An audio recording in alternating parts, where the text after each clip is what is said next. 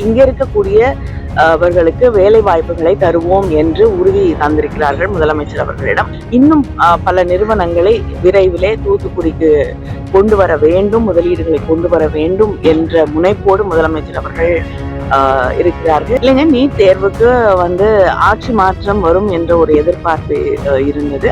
இன்று கூட கோர்ட்ல திராவிட முன்னேற்ற கழகம் நீட் தேர்வை எதிர்த்து வழக்காடி கொண்டுதான் இருக்கக்கூடிய சூழலை நாம் அறிவோம். நிச்சயமாக ஆட்சி மாற்றம் ஒன்றியத்திலே உருவாகும் பொழுது நீட் தமிழ்நாட்டிலிருந்து நீட் விலக்கப்படும்.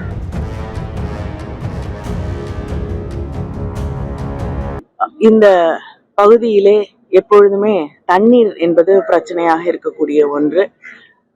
அதை ஒரு பகுதியிலே இருக்கக்கூடிய விளாத்திக்குளம் வரை இருக்கக்கூடிய தண்ணீர் பிரச்சனையை சரி செய்வதற்காக 363 கிராமங்களை உள்ளடக்கிய ஒரு தண்ணீர் திட்டம் செயல்படுத்தப்பட்டு துவங்கப்பட்டு இன்று அது நிறைவடையக்கூடிய ஒரு நிலையிலே இருக்கிறது. அதே போல திருச்செந்தூர் பகுதி, அதை சுற்றி இருக்கக்கூடிய இடங்களுக்கெல்லாம் தண்ணீர் கொண்டு வருவது, சாத்தான்குளம் பகுதிகளுக்கு தண்ணீர் இல்லாத அதிகமாக இல்லாத அந்த பகுதிகளுக்கெல்லாம் தண்ணீர் கொண்டு வருவதற்காக ஒரு மிகப்பெரிய திட்டம் தீட்டப்பட்டு அது முதலமைச்சர் அவர்கள் ஒப்புதலும் அளித்திருக்கக்கூடிய நிலையிலே மிக விரைவிலே அந்த தண்ணீருக்கான திட்டமும் நிறைவேற்றி தரப்படும். அது மட்டும் இல்லாமல் சமீபத்தில் முதலமைச்சர் அவர்கள் தூத்துக்குடி மாவட்டத்திற்கு வின்ஃபாஸ்ட் அப்படிங்கிற ஒரு நிறுவனத்துக்கு 16,000 கோடி கான முதலீடுகள் செய்யப்பட்டு இன்று அந்த வேலை நடந்து கொண்டிருக்கிறது.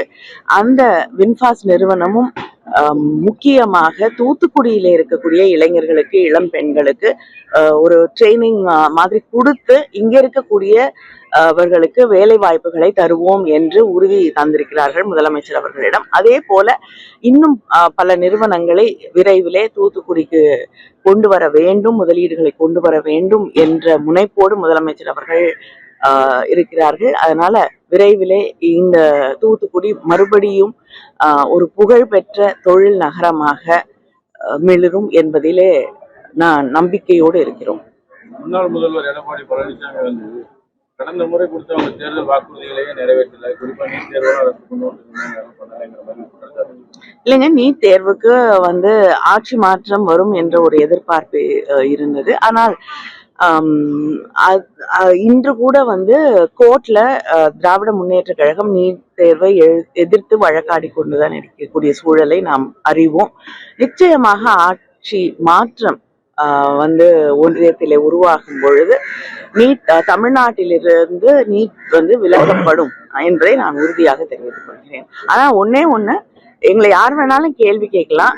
10 வருஷமா ஆட்சியில இருந்த பொழுது மக்களுக்கு எதையுமே செய்யாத ஒரு முதலமைச்சராக இருந்த எடப்பாடி பழனிசாமி அவர்கள் கேள்வி கேட்பதுதான் வருத்தமாக இருக்கிறது. இது போன்ற செய்திகளை மேலும் தெரிந்து கொள்ள எங்களது யூடியூப், Facebook மற்றும் Twitter ஆப்களை சப்ஸ்கிரைப் செய்யவும்.